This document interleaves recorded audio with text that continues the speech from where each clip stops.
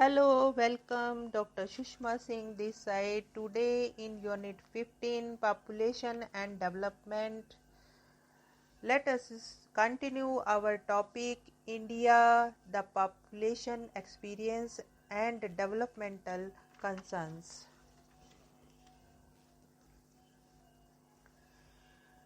The plans demonstrated time and again that enacting laws or implementing birth control programs was unable to deliver the desired results. The deeper the analysis of the population puzzle reveals that accompanying measures to reduce poverty levels, economic and social disparity in the country were not effectively translated into practice. Most remained on paper. The goal of the employment for all, improving the quality of life of people by providing efficient and regular basic services of education, health and sanitation and water, and most importantly strengthening the capacity of people to procure these services without difficulty, are yet to be achieved. High population growth rate is found in the northern states of India in comparison to the rest of the country. Interestingly, Kerala, which is one of the states that has brought down its fertility rates, is still one of the most economically backward states in the country. The Kerala experience illustrates how economic growth is not only the important condition for population regulation. In fact, the case of West Bengal, the other communist stronghold in the country, has not been able to achieve the success of Kerala, primarily due to the lack of attention given to female literacy. An analysis of states like Goa, Kerala and Tamil Nadu, which have registered a drop in population growth, demonstrates other supposedly extraneous reason for the same. Goa, despite the strong presence of the church, has never been averse to family planning propaganda. It has, like Kerala, always recorded high female literacy level. The age at marriage of women has been higher than the rest of India. Kerala, with the communist state in power for over 2 decades in the state and a strong workers' movement, was able to direct economic social change.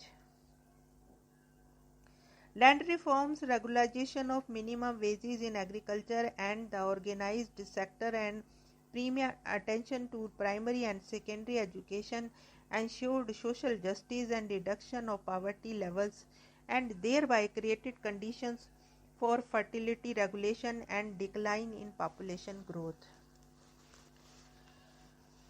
Tamil Nadu's experience reveals the role of a strong bureaucracy and political will in popularizing the family planning programs. Known for its self-respect movement, spearheaded by Periyar and his strong radical views on caste, status of women and education, marriage and contraception in 1920s. The political and social climate was already set for implementing birth control programs. The bureaucracy in Tamil Nadu pioneered the family planning programs and developed a comprehensive maternal and child welfare programs in the state. The camp approach was also systematically institutionalized in the state. The program was also decentralized to the district level and was made a special responsibility of the district administrators. Components of teaching or awareness building, extension or instructions about contraceptive services and after care services to persons who undergo vasectomy was included in the program. Popular initiatives like midday meals for over 9 million school children, which also generated employment for over 200,000 women in the villages, further helped in building a mass base for the program. Evidently, the supply-driven services of fertility and population regulation have to be complemented by the principle of demand for these services. The demand or motivation for fertility regulation has to be created by concerned citizens, organizations, and the government. Increasingly, it is clear that a target-oriented programs of population control is narrow and does not address the larger social, political, and economic issues that perpetuate conditions of poverty, illiteracy, and ill health. Any policy framework for population control has to create favorable conditions for economic, social, and political equality as well as the environmental friendly economic growth. Bureaucracy, efficacy, and good governance are also at the heart of a successful delivery system of health services. Unless this multi-pronged approach is adopted and implemented with the right earnest, containing population growth will be difficult, if not impossible.